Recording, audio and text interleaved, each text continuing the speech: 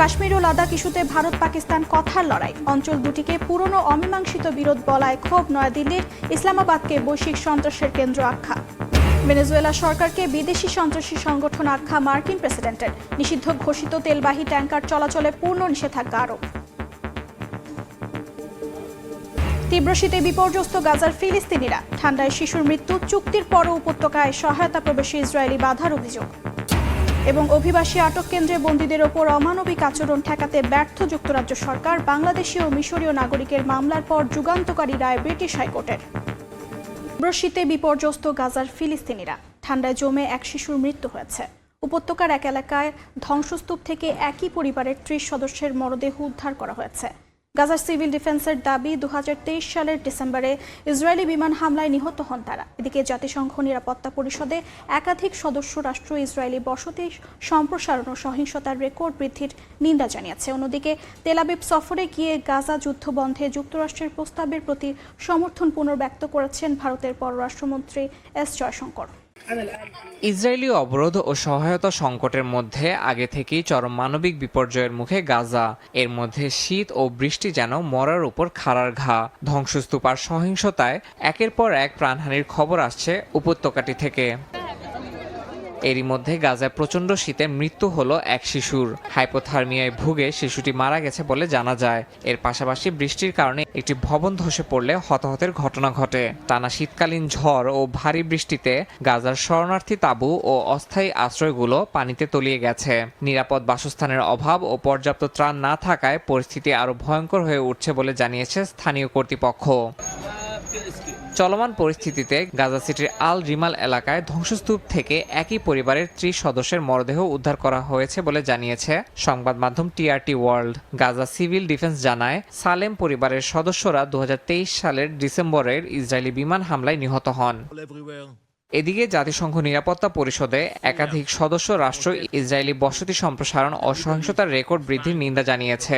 ফিলিস্তিনের জাতিসংঘ রাষ্ট্রদূত রিয়াদ মানসুর বলেন, ইসরায়েল পরিকল্পিতভাবে ফিলিস্তিনিদের উৎখাত ও প্রতিস্থাপনের নীতি অনুসরণ করছে।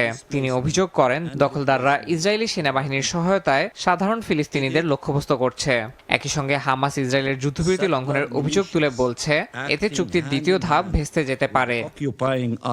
এদিকে তেল আবিব সফরে গিয়ে ভারতের পররাষ্ট্রমন্ত্রী এস জয়শঙ্কর গাজা যুদ্ধ বন্ধে যুক্তরাষ্ট্রের প্রস্তাবের প্রতি সমর্থন পুনর্ব্যক্ত করেছেন। তিনি আশা ব্যক্ত করেন, প্রেসিডেন্ট ট্রাম্পের পরিকল্পনায় গাজায় একটি স্থায়ী ও টেকসই সমাধানের পথ তৈরি হবে।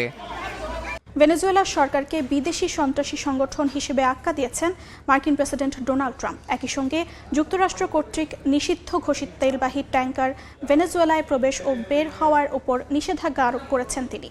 সামাজিক যোগাযোগ মাধ্যমে বিষয়টি নিশ্চিত করেন ট্রাম্প। এদিকে ভেনেজুয়েলা উপকূলে মাদকবাহী নৌকায় মার্কিন হামলার পূর্ণ ভিডিও প্রকাশ করবেন না বলে জানিয়েছেন মার্কিন সমরমন্ত্রী পিট হেগসেথ। ভেনেজুয়েলার বিরুদ্ধে বড় পদক্ষেপ নিলেন মার্কিন প্রেসিডেন্ট ডোনাল্ড ট্রাম্প। সামাজিক যোগাযোগ মাধ্যমে তিনি মাদুরো সরকারকে বিদেশি সন্ত্রাসী সংগঠন হিসেবে ঘোষণা করেছেন। একই সঙ্গে যুক্তরাষ্ট্র কর্তৃক নিষিদ্ধ ঘোষিত তেলবাহী ট্যাঙ্কার ভেনেজুয়েলায় প্রবেশ ও বের হওয়ার উপর নিষেধাজ্ঞা আরোপের কথাও জানান ট্রাম্প। তিনি বলেন, সবচেয়ে বড় নৌবহর দিয়ে ভেনেজুয়েলাকে পুরোপুরি ঘিরে ফেলা হয়েছে। ভেনেজুয়েলার উপকূলে কথিত মাদকবাহী নৌকায় ২ সেপ্টেম্বর দ্বিতীয় মার্কিন হামলার পূর্ণ বা অপরিবর্তিত ভিডিও প্রকাশের কোনো পরিকল্পনা নেই বলে জানিয়েছেন যুক্তরাষ্ট্রের সমরমন্ত্রী পিট হেগসেথ। স্থানীয় সময় মঙ্গলবার কংগ্রেসে সাংবাদিকদের তিনি বলেন, এটি শীর্ষ গোপনীয় ভিডিও, জনসমক্ষে তা প্রকাশ করা হবে না। তবে হাউস ও সিনেটের আর্মড সার্ভিসেস কমিটির সদস্যরা ভিডিওটি দেখবেন। অভিযানের নেতৃত্ব দানকারী নৌবাহিনীর অ্যাডমিরাল ফ্র্যাঙ্ক ব্র্যাডলির প্রশংসা করে হেগসেথ বলেন, এটি সন্ত্রাসী সংগঠন ও মাদক কার্টেলের বিরুদ্ধে একটি সফল অভিযান। এদিকে ভিডিও না দেখতে পারায় প্রশাসনের স্বচ্ছতা নিয়ে প্রশ্ন তুলেছেন সিনেটের সংখ্যালঘু নেতা চাক শুমার। এই অভিযানের উদ্দেশ্য নিয়ে ভিন্ন ইঙ্গিত দিয়েছেন হোয়াইট হাউসের chief of staff Susie Wiles. Vanity ফেয়ারকে দেওয়া মন্তব্যে তিনি বলেন, যুক্তরাষ্ট্র ততক্ষণ পর্যন্ত নৌকায় হামলায় চালিয়ে যাবে যতক্ষণ না ভেনেজুয়েলার প্রেসিডেন্ট নিকোলাস মাদুরো হাল ছাড়েন। এতে ট্রাম্প প্রশাসনের মাদক বিরোধী অভিযান ব্যাখ্যার সঙ্গে স্পষ্ট বিরোধ দেখা দিয়েছে। ক্যারিবীয় অঞ্চলের সামরিক মহড়া এবং ভেনেজুয়েলার সঙ্গে উত্তেজনার মধ্যে মঙ্গলবার দক্ষিণ পুয়ের্তো রিকোর বন্দরে ভিড়েছে যুক্তরাষ্ট্রের একটি সামরিক জাহাজ। এছাড়া ত্রিনিদাদ ও টোবাগো যুক্তরাষ্ট্রের সামরিক বিমানকে নিজেদের বিমানবন্দর ব্যবহারের অনুমোদন দেওয়ার পর ক্ষোভ প্রকাশ করেছে কার্কাস। ত্রিনিদাদের সঙ্গে সব জ্বালানি সহযোগিতা চুক্তি বাতিলের ঘোষণা দেন প্রেসিডেন্ট মাদুরো। ভেনেজুয়েলা সরকার এটি তেল চুরির অংশ হিসেবে বর্ণনা করে সার্বভৌমত্ব লঙ্ঘনের অভিযোগ তোলে। এদিকে ভেনেজুয়েলার রাষ্ট্রায়ত্ত তেল কোম্পানি PDVSA একটি সাইবার হামলার অভিযোগে যুক্তরাষ্ট্রকে দায়ী করেছে। প্রতিষ্ঠানটি জানায় প্রশাসনিক ব্যবস্থা ক্ষতিগ্রস্ত হলেও কার্যক্রম পুরোপুরি বন্ধ হয়নি। রয়টার্স জানায় কোম্পানির ওয়েবসাইট বন্ধ রয়েছে এবং তেল সরবরাহ সাময়িক স্থগিত হয়েছে। যদিও সাইবার নিরাপত্তা বিশেষজ্ঞরা এখনো হামলার সঙ্গে যুক্তরাষ্ট্রের সরাসরি সংশ্লিষ্টতার প্রমাণ পাননি বলে জানিয়েছেন। পাকিস্তানকে বৈশ্বিক সন্ত্রাসের কেন্দ্রবিন্দু হিসেবে আখ্যা দিয়েছে ভারত। জাতিসংঘ নিরাপত্তা পরিষদে ভারতীয় প্রতিনিধি দাবি করেন, জম্মু কাশ্মীর ও লাদাখ সবসময় ভারতের অংশ ছিল এবং থাকবে। এর আগে জম্মু ও কাশ্মীর ইস্যুকে জাতিসংঘ নিরাপত্তা পরিষদের সবচেয়ে পুরনো অমীমাংসিত বিরোধ হিসেবে দাবি করেন পাকিস্তানের প্রতিনিধি। তার অভিযোগ, সিন্ধু পানি চুক্তি একতরফাভাবে স্থগিত করা নয়াদিল্লির আন্তর্জাতিক দায়বদ্ধতার সুস্পষ্ট লঙ্ঘন। যুক্তরাষ্ট্রের নিউ ইয়র্কে স্থানীয় সময় সোমবার জাতিসংঘের নিরাপত্তা পরিষদে লিডারশিপ ফর পিস শীর্ষক এক বিতর্ক পর্বে পাকিস্তানের প্রতিনিধি আবারও কাশ্মীর ইস্যুতে কথা বলে আলোচনার ঝড় তুলে দেন। সংস্থাটিতে পাকিস্তানের প্রতিনিধি আসিম ইফতিকার আহমেদ দাবি করেন, জম্মু ও কাশ্মীর জাতিসংঘ নিরাপত্তা পরিষদের এজেন্ডায় থাকা সবচেয়ে পুরানো অমীমাংসিত বিরোধগুলোর একটি। বলেন, সিন্ধু পানি চুক্তি একতরফাভাবে স্থগিত করা ভারতের আন্তর্জাতিক দায়বদ্ধতার সুস্পষ্ট লঙ্ঘন। এটি আঞ্চলিক স্থিতিশীলতাকে ক্ষতিগ্রস্ত করার পাশাপাশি এই অঞ্চলের লাখো মানুষের জীবন ও জীবিকা ঝুঁকিতে ফেলছে বলেও দাবি করেন তিনি। পাকিস্তানের এমন বক্তব্যের কড়া জবাব দিয়েছে ভারত। জাতিসংঘে ভারতের স্থায়ী প্রতিনিধি পার্বত নেনি হরিশ দাবি করেন, জম্মু কাশ্মীর ও লাদাখ ভারতের ছিল, আছে এবং ভবিষ্যতেও ভারতেরই থাকবে। এ সময় তিনি ইসলামাবাদকে সরাসরি সন্ত্রাসবাদের বৈশ্বিক কেন্দ্রবিন্দু হিসেবে আখ্যা দেন। তার অভিযোগ, পাকিস্তান জাতিসংঘের মঞ্চ ব্যবহার করে ভারতের বিরুদ্ধে নেতিবাচক প্রচারণা চালাচ্ছে। সিন্ধু পানির পানি বন্টন চুক্তি স্থগিত রাখার সিদ্ধান্তের পক্ষেও যুক্তি দেয় ভারত। হরিশ বলেন, ৬৫ বছর আগে ইতিবাচক উদ্দেশ্যে এই চুক্তি করা হলেও পাকিস্তানের যুদ্ধ ও সন্ত্রাস এই চুক্তির মান রাখতে ব্যর্থ হয়েছে। পাকিস্তানের অভ্যন্তরীণ পরিস্থিতিও তুলে ধরেন ভারতীয় প্রতিনিধি। এছাড়াও তিনি পাকিস্তানের সাবেক প্রধানমন্ত্রী ইমরান খানের কারাদণ্ড, তার দল পাকিস্তান তেহরিক ইনসাফ নিষিদ্ধ করা এবং ২৭তম সংশোধনীর মাধ্যমে সশস্ত্র বাহিনীর প্রধান আসিম মুনিরকে আজীবন দায় মুক্তি দেওয়ার বিষয়গুলোকে সাংবিধানিক কু হিসেবে উল্লেখ করে ব্যাপক সমালোচনা করেছেন।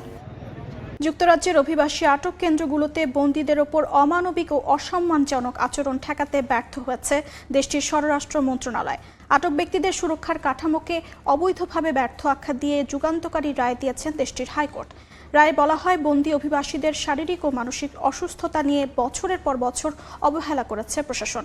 এই রায় হাজারো মানসিকভাবে ঝুঁকিতে থাকা আটক অভিবাসীর অবস্থাকে নতুন করে প্রশ্নের মুখে ফেলেছে বলে মনে করছেন বিশ্লেষকরা। যুক্তরাজ্যের অভিবাসীদের বন্দিশালা বা ইমিগ্রেশন ডিটেনশন সেন্টারগুলো মূলত যাদের ভিসা বা আশ্রয় সংক্রান্ত মামলার নিষ্পত্তি হয়নি তাদের সাময়িকভাবে আটকে রাখার জন্য ব্যবহার করা হয়। এই বন্দিশালায় অপরাধী নয় এমন মানুষদের দীর্ঘ সময় ধরে বন্দী রাখা হয়, যা নিয়ে মানবাধিকার সংগঠনগুলোর দীর্ঘদিনের উদ্বেগ রয়েছে। তবে ব্রিটেন সরকার বারবার দাবি করে আসছে এসব কেন্দ্র আইন ও নিয়ম মেনে পরিচালিত হচ্ছে। এবার যুক্তরাজ্যের অনিয়মের বিরুদ্ধে এক যুগান্তকারী রায় দিয়েছেন দেশটির হাইকোর্ট। হাইকোর্টের বিচারপতি জাস্টিস জেফোর্ড রায় স্পষ্ট করেছেন, ইউরোপীয় মানবাধিকার কনভেনশনের ৩য় অনুচ্ছেদ অনুযায়ী আটক ব্যক্তিদের সুরক্ষা কাঠামো অবৈধ ও ব্যর্থ। মামলাটি করেন একজন বাংলাদেশি ও একজন মিশরীয় নাগরিক, যারা ২০২৩ সালের জুলাই থেকে ২০২৪ সালের মার্চ পর্যন্ত গ্যাটউইকের কাছে ব্রুক হাউস অভিবাসন আটক কেন্দ্রে বন্দী ছিলেন। মামলার মূল বিষয় ছিল রুল 35, যা একটি গুরুত্বপূর্ণ সুরক্ষা বিধান, যা অনুযায়ী চিকিৎসকদের মানসিক অসুস্থতা, আত্মহত্যার ঝুঁকি বা আত্মক্ষতির প্রবণতা দেখা দিলে স্বরাষ্ট্র মন্ত্রণালয়কে অবিলম্বে জানাতে হয়, যাতে আটকের সিদ্ধান্ত পুনর্বিবেচনা করা যায়। আদালত জানিয়েছে, বাদীদ্বয়ের মানসিক অবস্থা গুরুতরভাবে অবনতি ঘটলেও এবং তারা সার্বক্ষণিক আত্মহত্যা প্রতিরোধ নজরদারিতে থাকলেও তাদের আটক রাখার যৌক্তিকতা রুল 35-এর আওতায় একবারও মূল্যায়ন করা হয়নি। বিচারপতি জেফোর্ড উদ্বেগ প্রকাশ করে বলেন, আত্মহত্যা নজরদারিতে থাকা বন্দীর সংখ্যা আর মানসিক স্বাস্থ্য সংক্রান্ত রুল 35 রিপোর্টের মধ্যে অনেক পার্থক্য রয়েছে। তার ভাষায়, অন্তত ২০১৭ সালে ব্রুক হাউস তদন্ত প্রতিবেদন থেকেই ঝুঁকিতে থাকা প্রাপ্তবয়স্কদের অধিকার রক্ষার ধারাবাহিক ব্যর্থতার একটি পরিষ্কার চিত্র দেখা গেছে।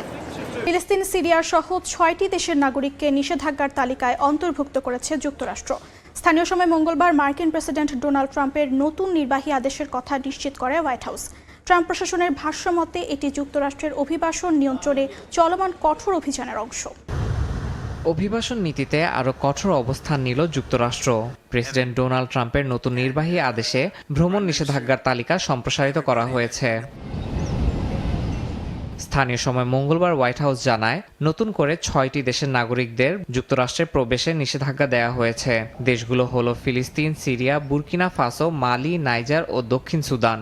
এর আগে জুন মাসে ঘোষিত 12 দেশের নিষেধাজ্ঞার তালিকার সঙ্গে এবার এই দেশগুলো যুক্ত হলো। ট্রাম্প প্রশাসনের ভাষ্যমতে এটি অভিবাসন নিয়ন্ত্রণে চলমান কঠোর অভিযানের অংশ। নিষেধাজ্ঞার আদেশে ফিলিস্তিনকে রাষ্ট্র হিসেবে উল্লেখ করা হয়নি, বরং প্যালেস্টিনিয়ান অথরিটি ডকুমেন্টস শব্দ ব্যবহার করে ফিলিস্তিনিদের বোঝানো হয়েছে, যারা পিএ ইস্যু বা অনুমোদিত ভ্রমণ নথি ব্যবহার করেন। হোয়াইট হাউসের দাবি, পশ্চিম তীর ও গাজায় সক্রিয় যুক্তরাষ্ট্র ঘোষিত সন্ত্রাসী গোষ্ঠীগুলো মার্কিন নাগরিক হত্যায় জড়িত এবং চলমান যুদ্ধের কারণে যথাযথ যাচাই বাছাই সম্ভব নয়। সিরিয়ার উপর নিষেধাজ্ঞার জারির সময়টি উল্লেখযোগ্য, কারণ সম্প্রতি ওয়াশিংটন ও দামেস্কের মধ্যে সম্পর্ক উন্নয়নের ইঙ্গিত মিলেছে। গত নভেম্বরেই সিরিয়ার প্রেসিডেন্ট আহমেদ আল শারা হোয়াইট হাউস সফর করেন। তবে হোয়াইট হাউস জানায় সিরিয়া এখনও পাসপোর্ট ও নাগরিক নথি ইস্যুর জন্য কার্যকর কেন্দ্রীয় কর্তৃপক্ষ নেই এবং নিরাপত্তা যাচাই ব্যবস্থাও অপর্যাপ্ত। এই সিদ্ধান্তের পেছনে ইসলাম বিদ্বেষী রাজনৈতিক বক্তব্যও জোরালো হচ্ছে বলে অভিযোগ উঠেছে। ট্রাম্পের আগে তথাকথিত তৃতীয় বিশ্বের দেশ থেকে স্থায়ীভাবে অভিবাসন বন্ধের ঘোষণাও দেন।